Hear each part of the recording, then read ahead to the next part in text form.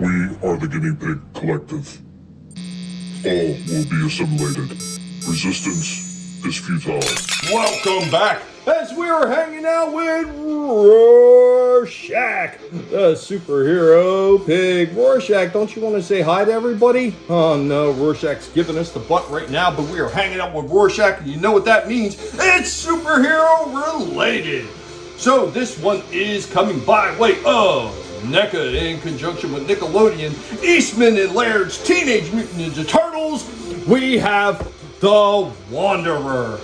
Another one from that awesome comic that Eastman and Laird put out. Of course, you got all the artwork around the sides and showing the figure off on the back with some of the poses that you can get them in. Really interesting looking piece right here. So we're going to go ahead and give you a little bit of backstory of who the Wanderer is. So this one comes by way of Eastman and Laird's Teenage Mutant Ninja Turtles, issue number 17, Distractions. In this issue, Michelangelo is depicted as a lone warrior separated from his brothers and facing off against a crooked warlord.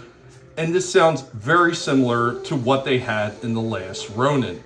But enough talk about this. We're going to get this one out of the box and we're going to throw it in some action poses, aren't we, Rorschach?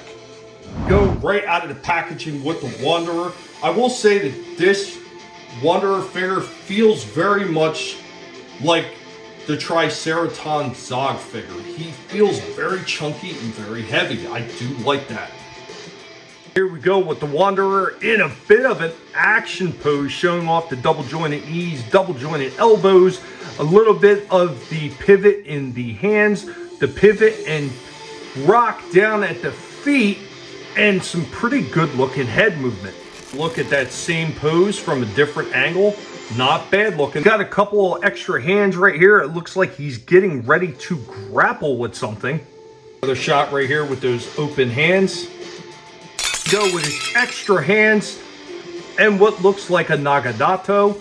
I will say I thought there was no waist turn. I was wrong. Just at the bottom, what would be underneath his shell, he does have a very shortened but a very nice waist turn that's sitting down at the bottom too. I really didn't think that they would be able to put that in there, but there it is. In case you missed him sitting on the scabbards on his back, here he goes with his twin ninjatos.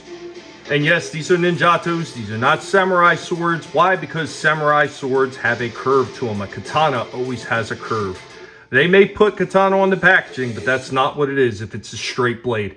But overall, pretty impressive looking. The one sword doesn't fit particularly well on the hand, but it still stays in the hand nonetheless when you get him into some poses. So there is that. Of course, last but not least, it is supposed to be Michelangelo, so there are those nunchuck. Anyway, guys, I'm really digging this one. There is a tremendous amount of movement in this one for a very solid, very almost blocky looking figure, more so than I thought. I would definitely say that this one is very well done. Cannot get a perfect score because the swords don't fit perfectly in the hands, but this one gets a very solid 9 out of 10 and is a wonderful addition to anybody's Eastman and Laird's TMNT collection. Oh, and did I mention he has a tail too? Anyway, guys, that's all we have on this one.